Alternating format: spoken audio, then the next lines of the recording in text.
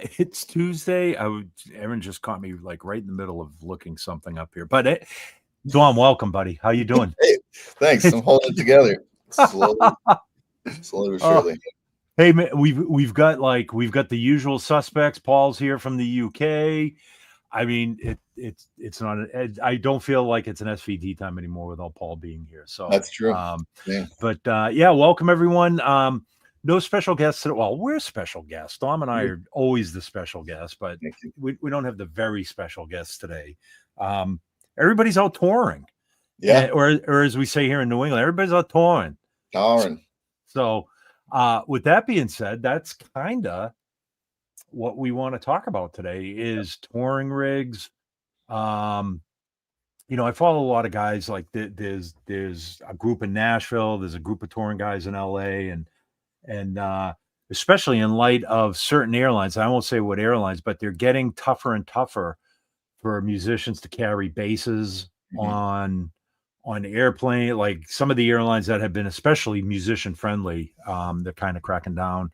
But yeah, it's just this whole thing today we just want to get everybody's kind of everybody's idea on what they're doing for touring rigs, how they're touring, anybody have any suggestions, even if it's your favorite like suitcase or we want to talk about it here. So with that being said, do you like that? Ray Chu, I know it's good. Yeah, Ray Chu just joined us. Thank you. Oh, Sam, what's up, man? So I hope this is the right Sam. I think I played with the opener for a few Kelsey Ballerini gigs, and I believe Sam is the bassist on that gig, who does also incredible videos online for bass stuff. So, oh, cool. If that's the right Sam, he's got a lot of touring experience, and I'd love to hear about his rig. Yeah. Yeah, absolutely. I believe he was playing like a Hofner half the gig and like a Dingwall the other half, so I'm very intrigued by that. I was like, that's the dream. That's a big swing from a Hofner to a Dingwall. That's like, I mean, yeah, that's like going from, I don't know, like an Edsel to a Ferrari sort of thing. Yeah. But I guess on the Kelsey Ballerini gig, that's the gamut of her catalog. So, it's a great combo. Yep. That I know Jeff, and yeah. So, I mean, to start, where do we start? I mean, obviously, like some of the on the level of somebody like AC/DC or Keith Urban or some of these big stadium tours, these guys are touring with their own rigs. I mean, you see 18-wheelers upon 18-wheelers, but even in the case of like some of these major touring acts, with expenses getting higher and higher, a lot more guys are going to smaller. They're not carrying rigs; they're carrying either modelers or preamp pedals. But I'm talking like, I don't want to put a level on, but let's say like the A level or B level touring guys that can't tour with their rigs but have backline provided. Like a lot of times, Dom, you and I will go out on the road and with an artist and there's backline provided. A lot of times we'll ask, we always request Ampeg, but sometimes it's not an Ampeg rig. Sometimes it's whatever that particular backline company has in stock. But it's almost like what's on your board is like your front of house control for the most part. Yeah. It seems like now. Yeah. So, and that's another thing that I kind of want to dive into too, is like more and more bass players are traveling with, and, I'm going to show the SGTDI here because this is what I travel with, but, in Helix Stadium, or not Helix Stadium, but Helix Stadium isn't available right now, but Helix and HX Stomp and, it's okay. So let's, in a scenario where you're traveling, there's going to be a backline provided, but you don't necessarily know what's going to be there. Some sort of preamp pedal, something on your pedal board is always going to bail you out. You'll always have your sound with you. Yeah. But in the case of like, touring with in-ears, touring with a preamp board or a preamp pedal. Let's say you do have a rig. What are you using your pedal? What does this become now? Does this become your front of house? Some front of house engineers don't want you sending them your sound. I read a post this weekend about a buddy of mine was on tour. He's not an Ampeg guy, but he was on tour, showed up at the gig. There was an SVT provided for him on front of house. And he basically told the front of house guy, he says, I'd rather just use my preamp pedal because I'm not an Ampeg guy. He's like a 7-string, amazing smoking player, but a soloist. And a CL and an A10 cab might not be his rig. Hmm. And the front of house guy got pissed at him. He was like, why wouldn't you, like, no, I've got this dialed in. He pulled out his preamp pedal, and I don't know what preamp pedal he had, but it was just kind of like, no, I want to use this for front of house. Yeah. So in situations where you're kind of butting heads with the front of house guy, it doesn't happen all the time, but it does happen. Yeah. You I know, think it's interesting that over time, I feel like correct me if I'm wrong, but like the preamp out, power amp in on amps, like SVTs too, and everything like that was like rarely used back in the day. I feel like it's probably being used way more now with right. the actual, pedal board. The pedal board is like, I feel like what a bassist walks into a show and is like, that's my actual sound. Yeah. Yeah. The back line is kind of like just moving air, at least Yeah. for me now. Well, yeah. And, I know that's kind of become common. The common topic is like, yeah, if you have a rig on stage, it just kind of becomes your stage monitor Hmm. and whoever else, and then whatever you're sending from your pedal or whatever, this is what people are hearing out in the front of house. Hmm. This is what you're hearing in your in-ears.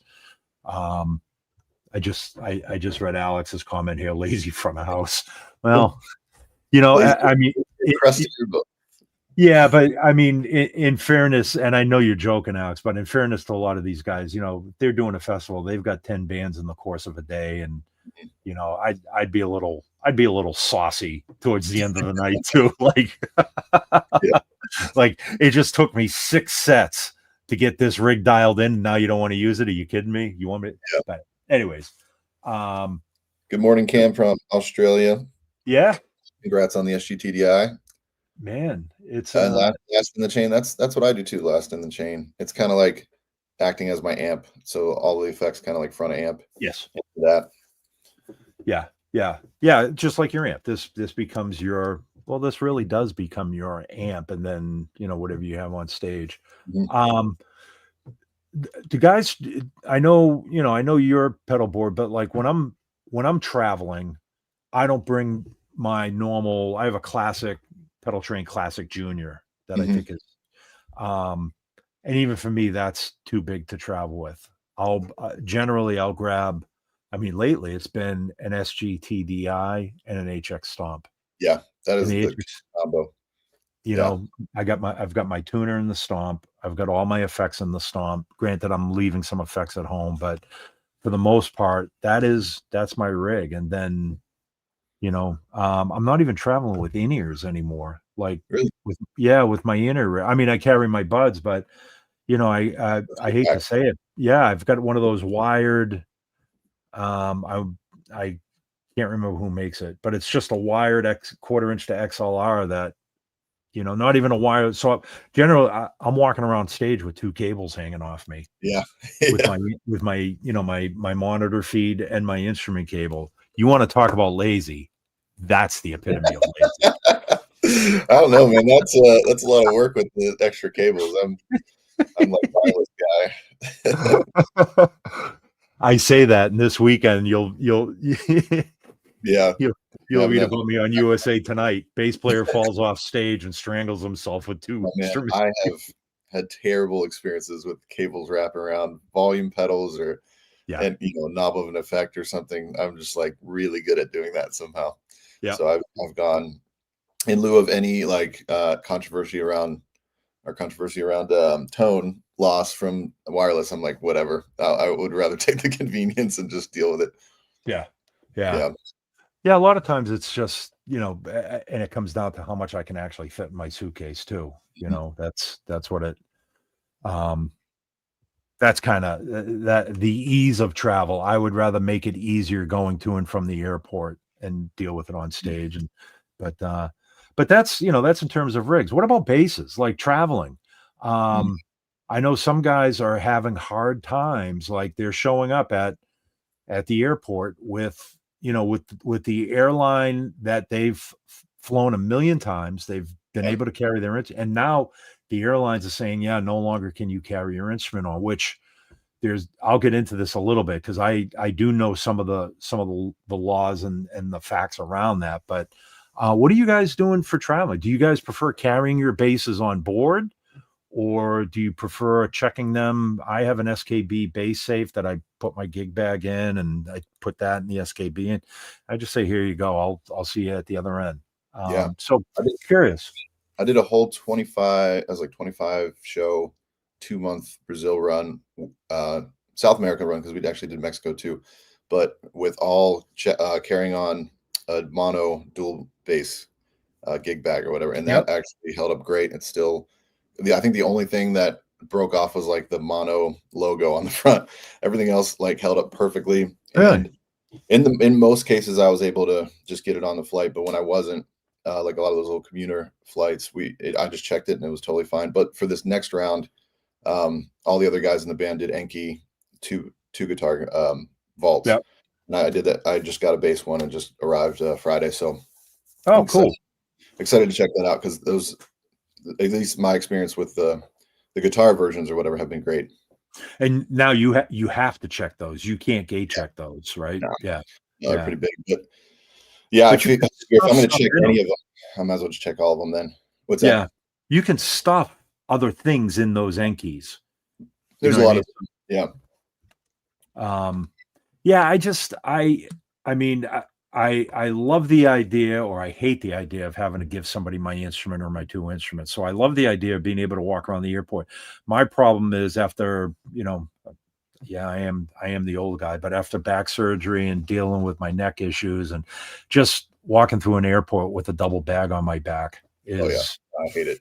That's um one other reason where I'm like, it was great to be able to like have them by me and get them on a lot of flights, but if I'm not gonna be able to get them on every flight, I might as well just check it and save my yeah, back. Because a lot of yeah, times you're running through, like I had to run from terminal to terminal once with that thing on my right? back, and it's so heavy. Because I Yeah, obviously didn't just have two bases. I got two bases, like my little wireless packs, my in ears, like all these other things that really do add weight after a while. yeah. Um, and somebody made a great point of definitely air tag or RFID tag everything. Yeah, It's yeah, we're like, gonna we're gonna we're gonna go down some of these comments yeah. because I know as John Button said he actually, last time he had his bass worked on, he just had the pick guard removed, put the Apple tag inside that, which like to me is shocking. I'm like shocked that doesn't cause any interference or noise or yeah, anything like that. But he's like, yeah, it's yeah. actually in the bass itself. So I think more manufacturers should. I mean that might be an added option for more and uh, more manufacturers. Either off of the hidden compartment, or some of these more boutique handmade yeah, manufacturers offer the AirTag. yeah, For what's an AirTag cost? $25, I think so. Yeah, something something like like that. that. Yeah. But yeah, let's get to some of these comments. I'm just going to slide down here. Um, Almost 3 years wait time now. Oh, I think we're talking. I'm getting hung up in the Paul and Rachel comments here, but just trying to catch up. Hi. Oh, Monleo is asking, do we? My glass is really dirty. Do we have any demo of the 75th anniversary free IR packs? I I don't think. think we have sound examples of that. We should get some of those going. Yeah, but you can download as long as your SGTDI is registered. You can download them for free, anyways, right? Yep. And it doesn't, even if you have the black and silver one, you can download the free IR pack. Yep. So there's your answer. You have a free demo. You just got Mhm. to download it. But we don't have any samples right here. But um, Cameron, good morning from Australia. You said good morning.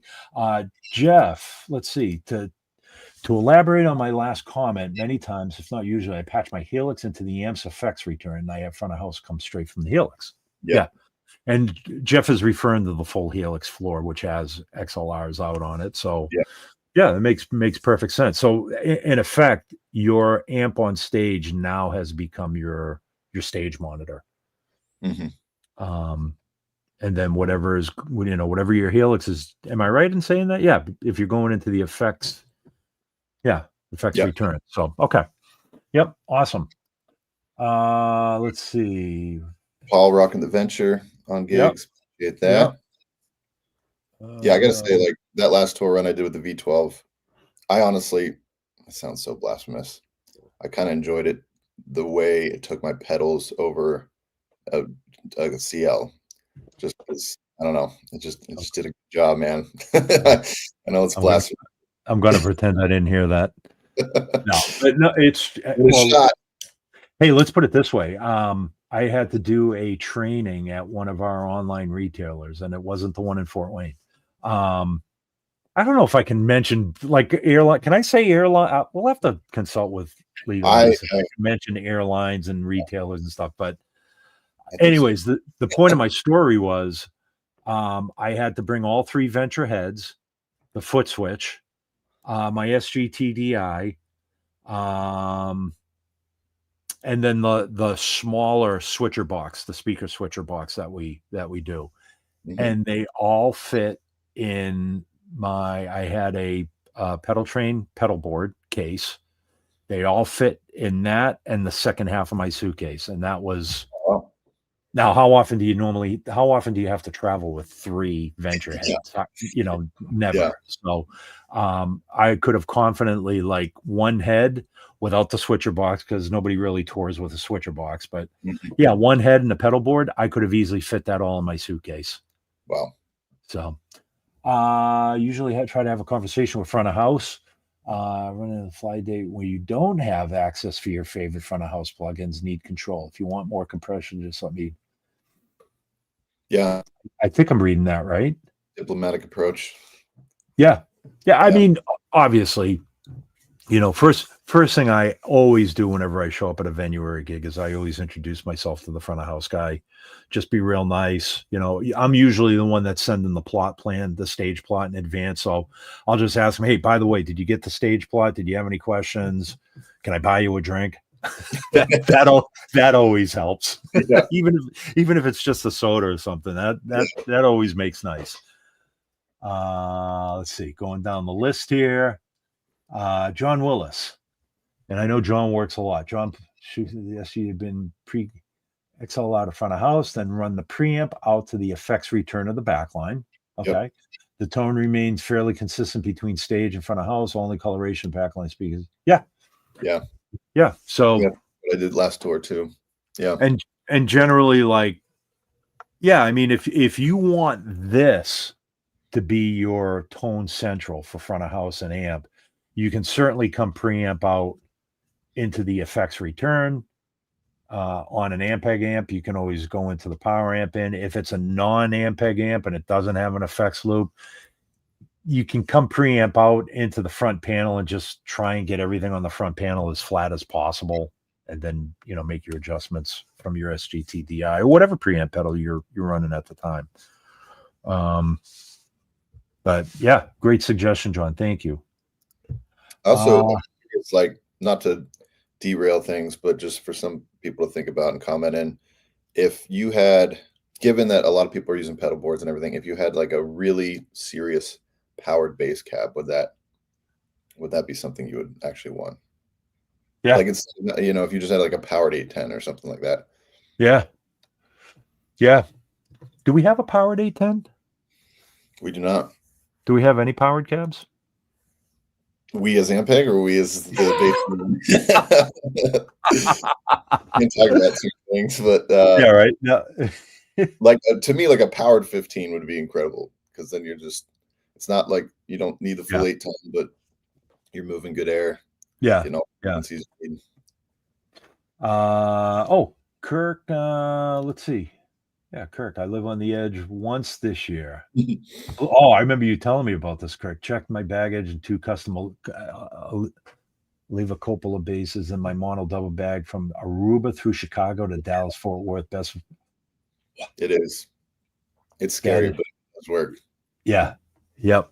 Yeah, I haven't done that yet. I haven't checked my I don't have I use Reunion Blues, the I think it's the Explorer bags, really nice bag, but they're on the same level as mono. But yeah, like you say, you've done it, Kirkson. I know a few people that have checked their.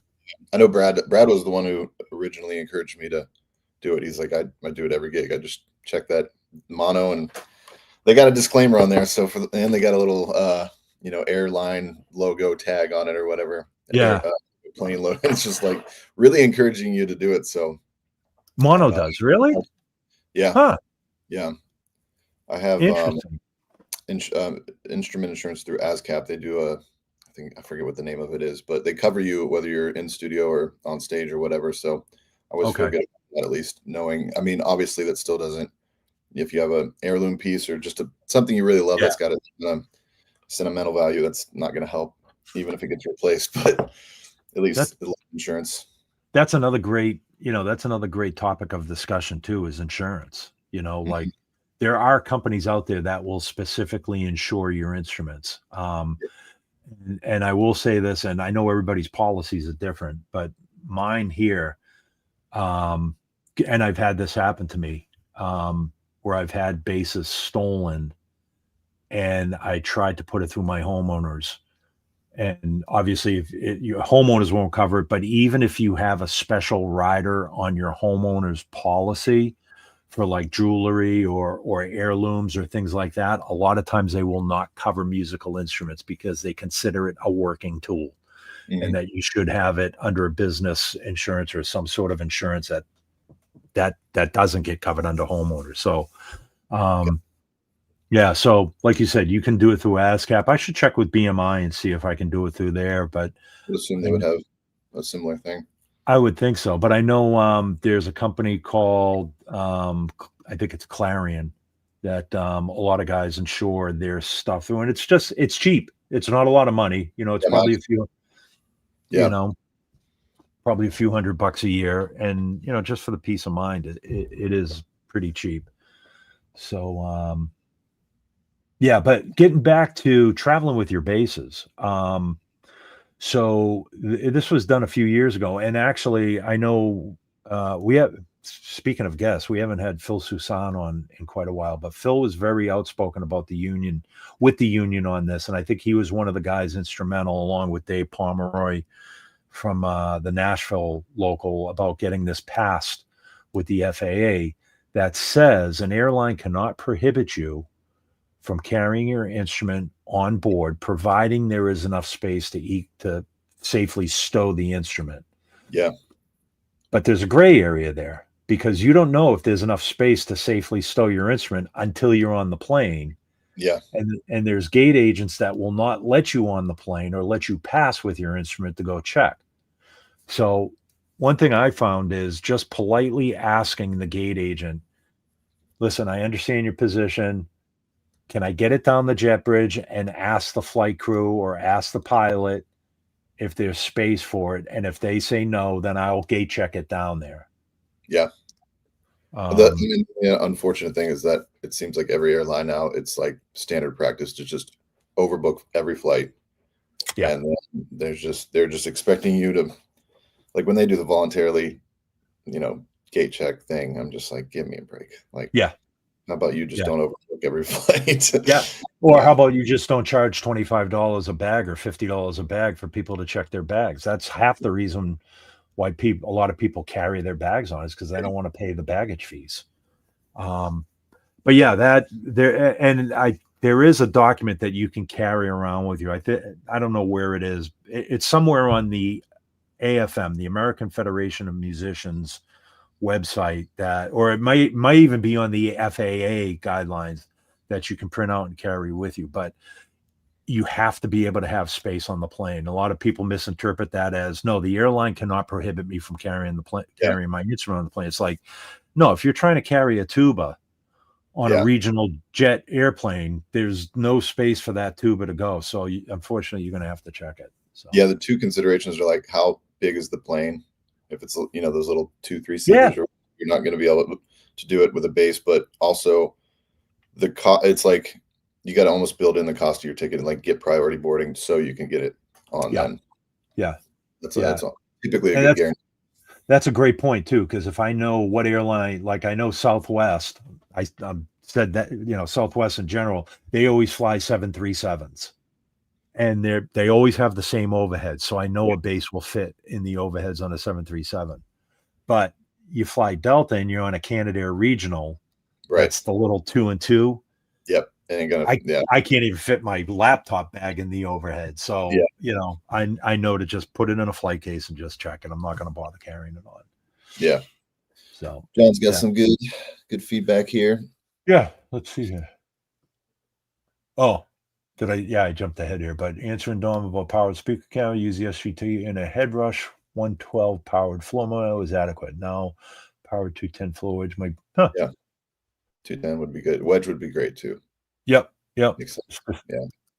Cool. Yeah, so, again, getting back to, just travel in general. What's everybody's experiences, being on the road, or even whether you're traveling commercially, or even if you're just traveling with your band, in a van. Like, I've got a, just to make things easier, a rock and roller cart, like some sort of cart. What's everybody's favorite carts, Hmm. And in some cases, like with my rock and roller cart, I won't even take the rig, especially if it's a double bill or there's multiple bands on the bill. I'll set my cabinet up on the cart with the head and everything. So after the show, when Just our fly set it. is done, just wheel it off into the sidelines and then break it down after the show, that sort Yeah. of thing. Um, I but like this. John talking about the SGTDI with his IEM rig, because I think you've done that before, Dino, right? Where you've run out of the through for that. yeah, yeah, I will take, especially if we have our transmitters on stage or by my rig, and sometimes I won't even, I'll do it out of the amp, but yeah, for the most part, I'll come either preamp out or through out into one side of my IEM transmitter, Hmm. so that I can balance between, not that it's in either ear, but I run a is it dual mono setup? Yeah. So as I pan to whatever side my bass is plugged in, I just get more bass, more of Gotcha. my pedal board in. Yeah. Um, yeah, it's kind of like a patch bass central sort of thing where, this goes out the front of house, through goes out to your amp, preamp out can go to your in-ear send or your in-ear transmitter. Um, and you can patch it a bunch of different ways that way. So Also perfect. curious. Now this is a prototype. We do not sell this version, but I have a little toying with different color concepts for SGTTI at the time. And I was wondering if anybody would be interested in like something like this, maybe. Obviously, it doesn't have the logo on it right now, but it's my little studio backup one. That's I all. don't even have that. It's super It's one for super one. secret.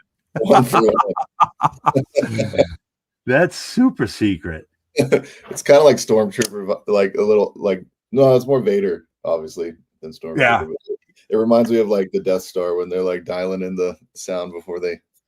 Yeah, Before they it's almost like the evil SGTDI. We've yes, got the good and holy yeah, SVTDI, and you've got the dark version. it's Darth SGT. Yeah. Um Paul's saying he VW Passat. Oh, a wagon. That's cheating, Paul. You can't. No, I'm just kidding. Um I Somebody was saying they stacked a bunch of cabs in their Suzuki Jimmy Oh yeah, where was that? Cameron. Was it Cameron? Yeah, This one yeah, here? yeah. Big Ebony. I like that. Man. So I think I've told this story before, but I'll say it again. Um, I used to have a 69 Volkswagen Beetle, and I would take the passenger seat out so that I could put my A10 cab on its side Yeah, in the passenger compartment. And then I put my SVT head on the back seat. And then if my girlfriend, who is now my wife, God love her, after all these years, the torture I put that woman through trying to get to and from gigs. If she wanted to come to the gig, she either had to sit in the back seat with the SVT on her lap or sit on top of the SVT. But Oh, so it's amazing. yeah, That's so that's when you knew. well, exactly. Yeah, I was like, I mean, now it's like, hey, honey, you want to come to a gig? Heck no. um, but it comes down to the point of, where there is a will, there is a way. So I don't want to hear like, no, I've got a Honda Accord and I can't fit my rig in my Honda Accord because, anyways. Yeah. Um, After hearing Rudy, what he had a SVT on his lap on a train or something crazy cross yeah. country. Yeah, remember Rudy? He was saying when he was young, before he was with Quiet Riot, like traveling around the country as an unknown bass player with an SVT, getting on trains. Imagine Holding it like that. Yeah, that's crazy. that is. Uh, Rock and Roller Cart. Yep, Kurt. Absolutely. I've got several of them. How do I take Cameron's comment down here? Now Oh I yeah, have to. the anniversary one, anniversary IRs. So Cameron was saying he purchased the silver and blue SGTDI. Does it have the anniversary IRs? So there's a 75th anniversary IR pack that is free, no matter what version of SGTDI you own, as long as you register it on ampeg.com, then you get the free IRs. So it doesn't the both pedals come with the same IRs on board, but you can load in whatever you want, and you can load in Oh, those the free IR pack. okay. And you can if Haji, if you're listening, if you wouldn't mind looking for the link. If not, I can look for it here. But it's on ampeg.com. In fact, I think it's like right on the homepage of ampeg.com if you can't find it. Eric is saying I have an SVT4 Pro gig for 20 years. It's having issues with audio cutting out at low volume now. Anyone else have that? It's getting harder to find someone to service my amp. Any suggestions? Eric, depending on where you are, if you go to the Ampeg website, click on support. I think there's a page there that will give you a list of all the service centers around the globe. You just got to look for your state. The only thing I would make sure, one thing especially on an older 4 Pro, this is just something that I've learned from Haji. The mute button and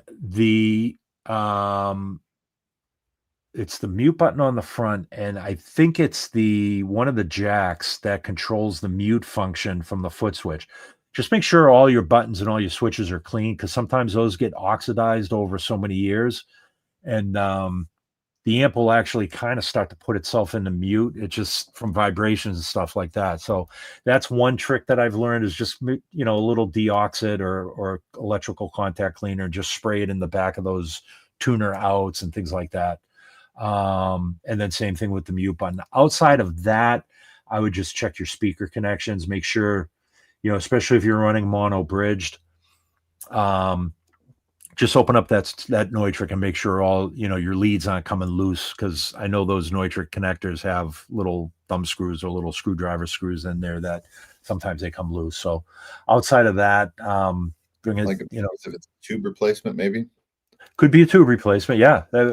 Very obvious. Yeah. If you haven't changed your preamp tubes, there's 312AX7s in that amp. So just a couple of things to touch on. If all else fails, like I said, you can always look up a authorized service center. So yeah. Let's see. Robert, thanks Dino, very much. Appreciate it. Oh yeah, of course. So when are you you're heading down to South America soon? October, yeah. Okay. All right.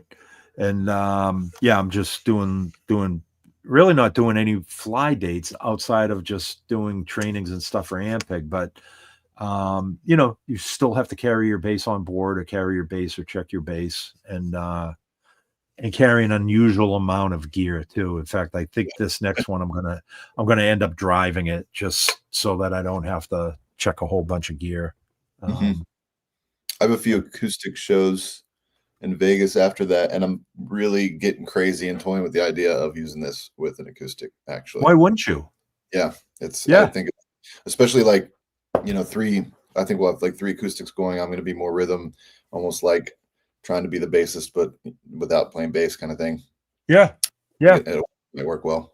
In fact, has anybody here used the SGTDI for anything outside of bass? I know like the SVT DIs make an incredible acoustic guitar DI. Nice. Yeah. Like the Grand Ole Opry, I know when we launched the SVT DIs, rumor has it they replaced all their Countryman DIs with SVT DIs, or I don't know if they replaced them, but they started using them for acoustic instruments. So, yeah, just curious to hear if anybody's using this for anything other than bass. I know some guys are using the micro VR in the studio for electric guitar as well and getting good results from that too. But yeah. Thank you, Robert, for the kind comments. Robert Nielsen. Yes. Yeah. And Haji, if you want to post that. Oh. Haji just says if anybody has trouble with their IR packs, hit up Haji, which is Haji, you want to throw I don't have your email address memorized. I should. No, just do a support ticket. Yeah. He's like, do that. Yeah. Haji, your phone number on here, please. Like I did to Dom last month or last SVT time. Yeah. Just throw his email up there. Nobody was paying attention because I didn't get any extra emails. So hey man, everybody knows my email address, and if you don't, it's real easy to figure out. You just got to learn how to spell my last name. It's the guy at Jampeg. But yeah, again, just this whole episode was just kind of based on what we want to hear from everybody and solutions and touring. And are most of you guys touring with a rig? Also, are you using rack mounted gear? Is that still a thing? Good question.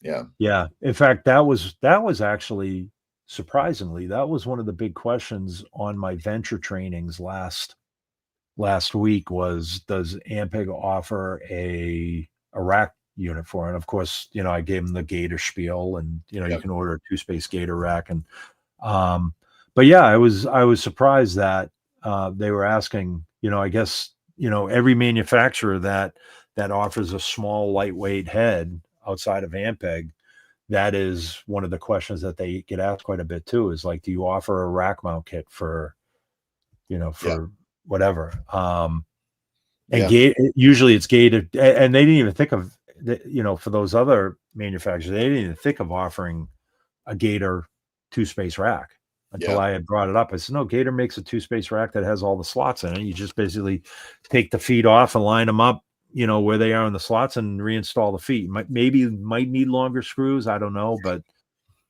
I think I tried screws for my tour, because that's what I did with the Gator rack, and it lasted 25 shows throughout that. It was the V12 on the rack. We tried to make a custom Ampeg logo kind of rack kit for it, and then we did our research and talked to a bunch of dealers and talked to everyone, and we were aware that there was like 10 people that were going to care about having a custom rack kit. So once we found out that the Gator solution worked in terms of that 2U rack shelf, we were like, you know what, it's already there, it already works. Let's just use it now. And if hundreds of people come knocking down our door to get a custom thing, then we'll take care of it then. But so far, at least that seems like a viable solution. Yeah, I mean, I guess actually, like Ray Chu's commenting here. Yep, rack mounted, because he's got a wireless and an IEM all in the. So I get that. You want a lightweight head, and you want to. Yep. Totally get that. For us, as like a stack looks too, it is kind of crazy that the standard is that we all just put all these mega tube amps on top of like vibrating speakers. I also understand if you want your stuff rack mounted for that reason too. Yeah. But yeah, just, the question always comes up. It's like, wait a second, we went through all this painstaking trouble and design and engineering to like shave as much weight out of these amps as possible. And now you want to stick them in a rack? Like, but I know I'm saying that kind of haphazardly, but yeah, you do want to stick them in a rack, especially like if in the case you do have everything self-contained. And I mean, there is something to be said about having all your stuff in one rack that's already plugged in. You Yeah. take the back panel off, plug it Yep. into your cabinet, plug it into the outlet, plug it into your mixer, and you're done. You're not chasing cables or any of that stuff. So, Yeah. um, Plus, but without a yeah, rack case, like what do you do with all those stickers? You gotta have something to put stickers on. speaking of stickers, hang on. Oh, I know what you're getting. Yeah. So I know we had mentioned these Yeah. before, but get your the Ampeg round sound stickers from I'm doing my own screen effects. You can tell I'm bored. From our friends at Plugins. They have these. So they've got stickers. What else do they have? They've got t-shirts. They've Hats, got t-shirts, t-shirts. We got the Ant Man. So for the 75th anniversary, we did Ant Man posters. Yeah. So that was an ad in the 60s in Rolling Stone. and And again, we made 75 of those. I So get know that. I am the epitome of lazy. I still have not framed my Ant-Man posters. I Dom, framed all 5 of the ones that they sent me. did you really? Oh my gosh. I'm Which awful. my wife is like, we now have one of these in every room. What's going on? Well, yeah, I mean you know what my thing is number one, I'm cheap. We all know that. We all know I'm a cheap Greek. Was like on the story. I'm not afraid to admit it. And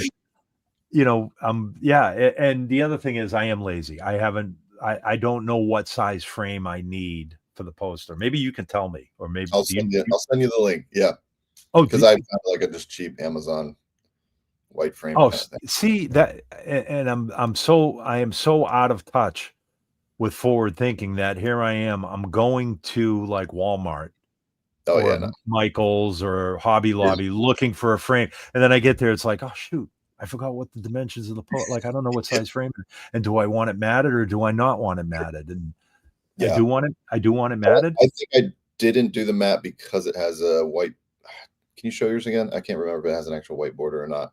Okay, all But right. yeah, these thanks, Pat. These are my favorite of all the Ampeg merch. These little Yeah, bass recorder. Yeah, yeah. this is the sleeve. I'm not wearing any. I just realized I'm not wearing any Ampeg merch today. Sad. Blasphemy. But I am wearing. So we went to go see Bonnie Oh, Raitt. nice. Yeah, That's awesome. Hutch was in town, of course. Which we got to get Hutch back on for an episode. But I know Yeah. we're totally getting off the subject here. But we are speaking of touring, and Hutch, granted on that level of touring, he's still touring with an old classic 8x8 No way. and He's and a rack and a rack full of SVT2 Pros. Wow. Well, I shouldn't say full. I think he's got 2 SVT2 Pros in his rack, plus his Which is tuner. like 8 Yeah, years all base for just those 2 amps. yeah, Probably. yeah. But That's he's great amp. and a bevy of basses. Yeah. He tours with like super boutique basses, right? No, he really doesn't. He had a couple old jazz basses. When I say old jazz basses, I'm going to say like early to mid 70s jazz Okay. basses. A few Lakelands. He had his NS upright, and he had his Rick Turner fretless. I forget what bass the name of the bass. Renaissance, I think it is. Which sounded amazing.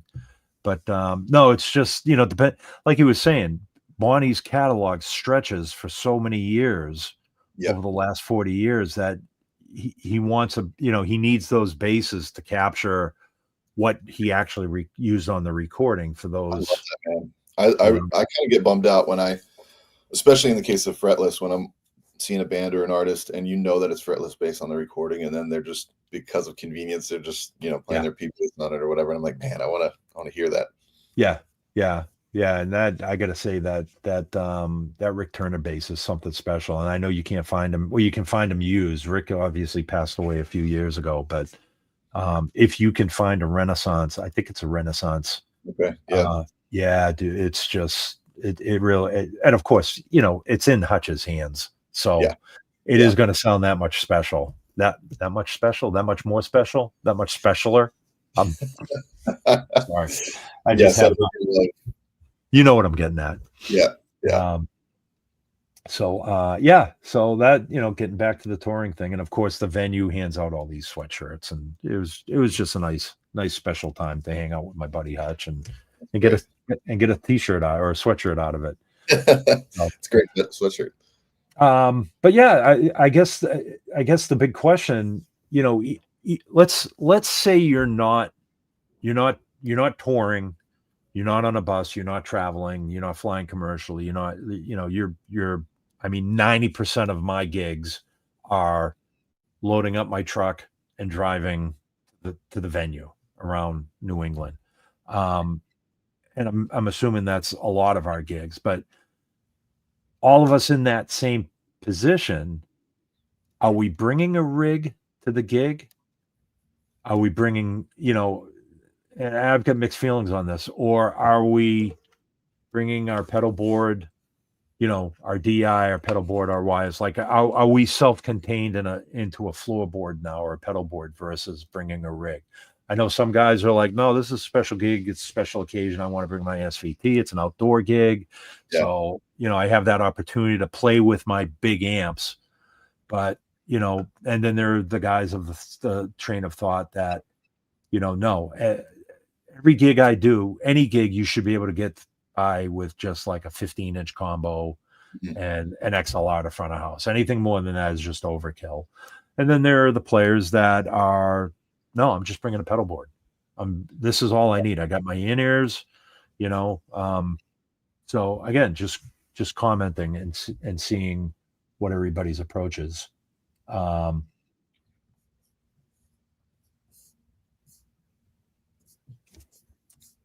Just reading some of the comments here. Right. Yeah, thanks. I don't know if, not to like completely throw this back to what we were talking about before, but I want to make sure Eric sees Haji's comment because I don't know About whether he's on commenting on Facebook or not about the 4 Pro. okay.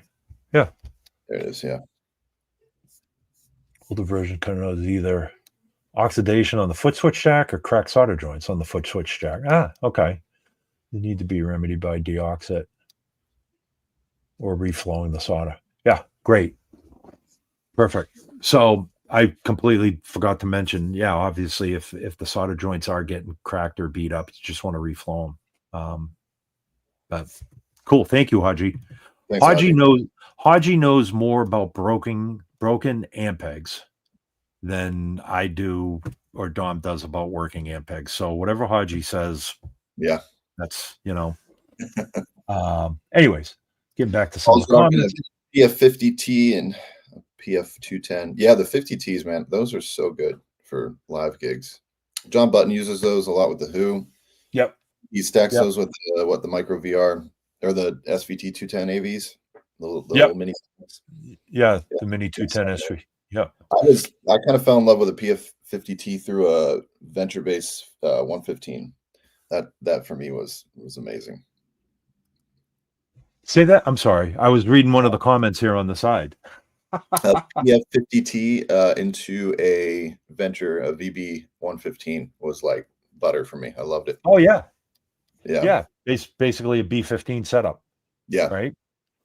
B15 with a lot lighter load. Yeah. Yeah. Yeah. Let's see. Rack mounted, modern genetics. We went on. We're talking about bases for a moment. I'm curious because we kind of touched on like, is everybody bringing out their just cream of the crop favorite bases live, or are you getting bases just for touring, just in case anything happens? I typically, my whole thing is like, you have these bases, you love them, they get the sound that you want, go tour with the $3,000 bass or something like that. But then recently, this is the first time that I got a bass just for touring, and because I love my 60s P bass, but I started freaking out about touring with it because they don't make them anymore, and it's an American original, so there are a few used ones here and there. But I actually got like a Fender, a Mexi. This is the Sparkle Burst P, but like I feel more comfortable touring with this in case anything goes wrong. And it actually is pretty close to the sound. But it's weird. It's a weird concept of like getting a cheaper bass just to tour with. Obviously sonically you want to make sure it's what you want, but that was the kind of the first time that I was like, you know what, maybe I don't want to bring this one of a kind bass that I feel like out on the road. So I'm curious if most people are touring with their 10 out of 10 bass or not. Good question. And again, we don't have to answer your comments here or post them, but when you post them, they'll show up in, for anybody that watches this later, all your comments will show up in the feed anyway. So just curious. Yeah, Rich depends on the gig. Yeah, I get that too.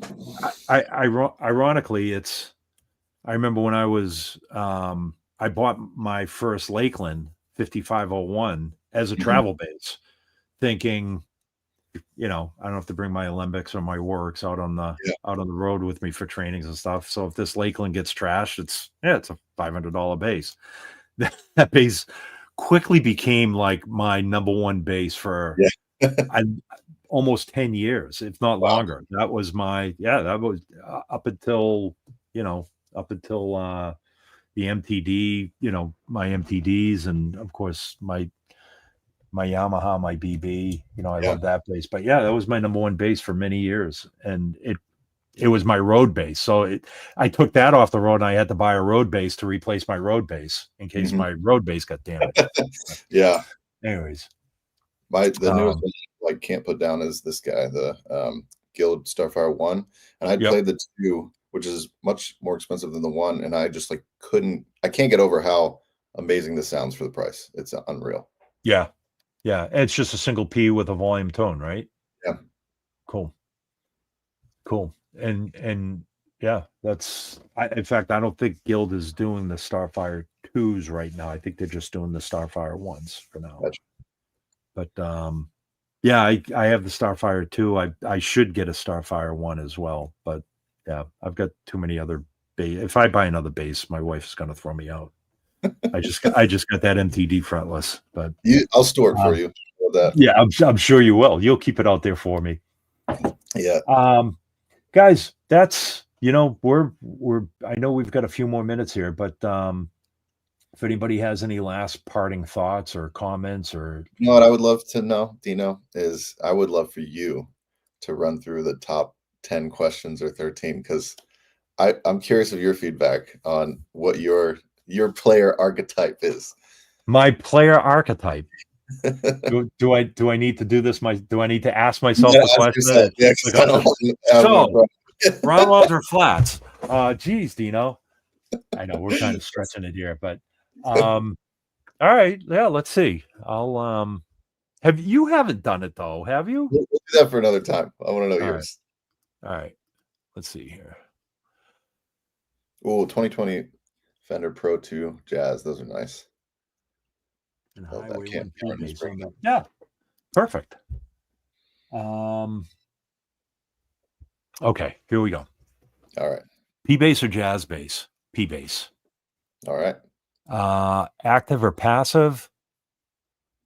I'm going to say passive. Rounds or flats? That's a tough one. That is a tough one, man. I know why everybody gets hung up on that, but I would have to say, I'm going to have to say, I almost said flats, but I'm going to have to say rounds. Pivot. I like it. I mean, I guess it's easier to make a round sound like a flat than it is to make a flat sound like a round. I agree. That's Just, when you need rounds, flats aren't doing it. But when you need, does that make sense? You need flats, rounds, you can manipulate. Yeah. Nothing like a greasy cheese pizza and a piece of fried chicken won't take care of on a set of rounds. Just saying. Right. That's true. Cable or wireless? I have to say I've gone back to using cable, and I guess I will. I just feel more confident knowing that nothing's going to cut out on me. How much runway are you giving yourself? Are you a 10-footer, 12, 20? 3 feet. I don't move my no. Water. Yeah, I'm pretty much tied to my rig. No, it's usually like a 10-foot cable from my pedal board, because I have my I plug into the pedal board and then I run the board out to the amp. Pick or fingers? I gotta say pick. Sorry, fingers. What am I saying? Fingers. I'm a All right. sucky pick player. IAMs or floor wedges. Man, that's another tough one too.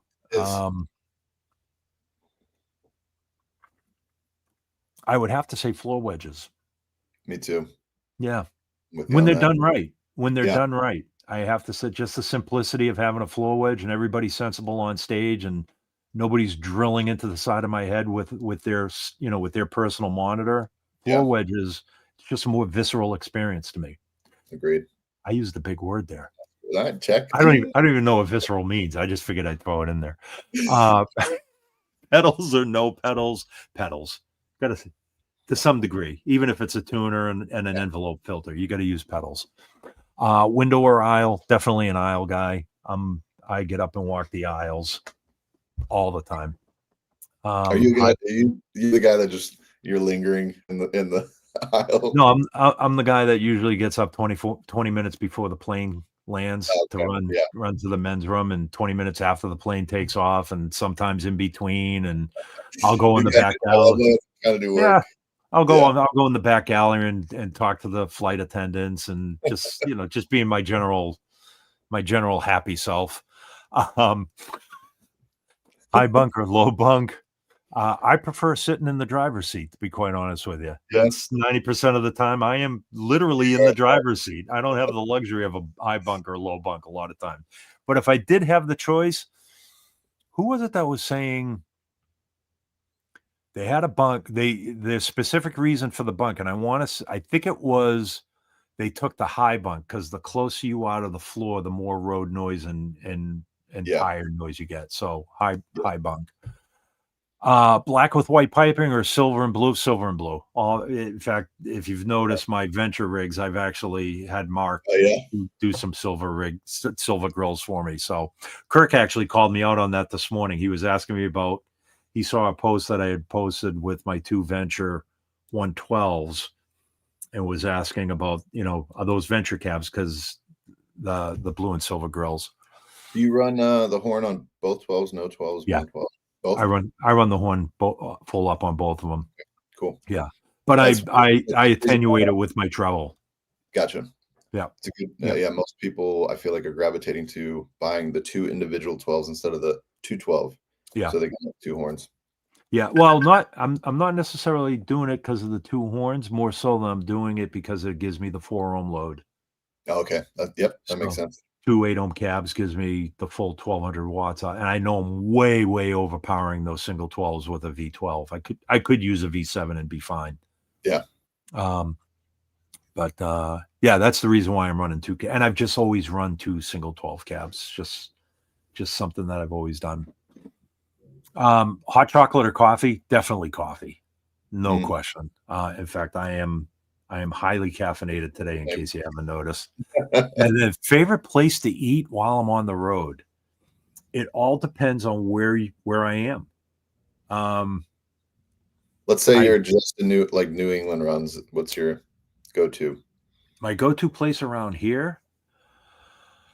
Oh boy.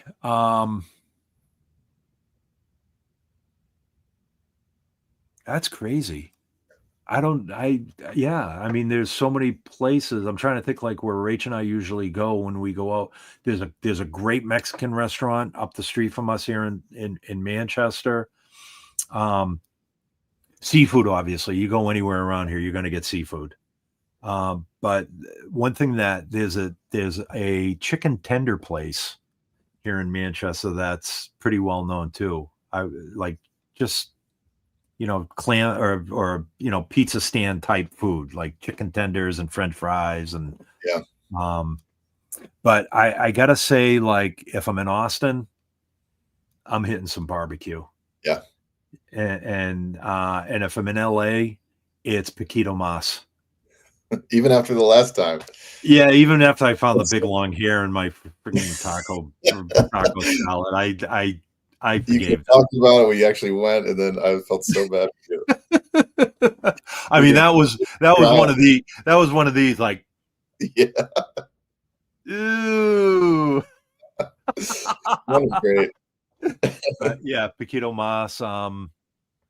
Yeah, it all I like that's the beauty of travel. Anybody that travels or tours or it's like when you're going to a certain area, you automatically know like, oh, I'm gonna be in LA. I'm gonna go to Paquito Mas or In and Out, or I'm gonna be in Seattle. I have a favorite sushi place in Woodinville, Washington, just outside of Seattle. I know I'm going to there, you Yeah. know. Yeah. Those are my Yeah. those are my 13. So next week you got to do yours. All right. It's fair. Just finishing up reading some comments here and Totally agree with Pat on the leave the watching boutique stuff at home. Yeah. And people were saying like, we were talking about, is there one airline that's better than the other for instrument handling and all that? I think they're all terrible, unfortunately. Yeah. Yeah. I've had good and bad experiences with all of them. So it's kind of a crapshoot. Paul's saying here, what's this? 15-foot cable, Dino, nothing less. You're a bass player. Thanks, Paul. I've got a ton of 15-foot cables. I got a ton of 3-foot cables too. But and then last but not least, Haji is asking, what's the sushi place? Haji, it's in because Haji is from the area. It's in Woodinville. It's called Belt. I think it's called Belt Sushi. I know exactly where it is, and they may have changed the name, but I think it's called the Belt Sushi. It's one of those sushi places. You just sit at the bar and the food comes to you on a little belt. And then you just stack your plates, and the plates are colored. The red plate is $3.50, a black plate is $5.50, and you just stack your plates. And at the end of the day, they come and they add up all your plates, and and it's cheap. It's really good. Wow, I would be gamifying the heck out of that place. Like, how many on this one plate? Oh, I've conveyor belt. I've burned the abacus on that place plenty of times where you see them come through with the calculator going, oh, you eat a lot of food. It's like, anyways, geez, saying gross. Hey man, I don't have as high standards, but anyways, folks, that's that we're gonna wrap it up here. Keep your comments coming. Absolutely. Like, we'll still circle back and read through these comments and, let us know what you guys want to discuss too. I know Dom and I kind of threw this together last minute, but obviously, a lot of people are out touring. So it just kind of sparked the idea. We want to know what people are touring with and what's your go-to rig. We do have, let me just call up what we have coming up here real quick. We have Harmony Kelly is joining us on September 16th. That's 2 Tuesdays from now. And then on September 30th, we've got Gail Ann Dorsey joining us. Awesome. So that'll be a cool one too. So we do have actual artists that are coming on SVT time that aren't on tour. So yeah. But until then, guys, thanks everybody. Haji, thank you so much for filling in with the comments. And I'm sorry you don't like the sushi place, but what can I say? And Aaron for always setting this up and for taking care of some of the back chatter back there too. We'll talk about that after. But everybody else, have a safe week. Play more bass. Get out there, jam, make music. I read the best comment today in somebody's email tag. Be the reason for somebody to smile today. And that comes from my buddy, Troy Monteforte. So be the reason to make somebody smile today. All right, guys. See you soon. Yep. See ya.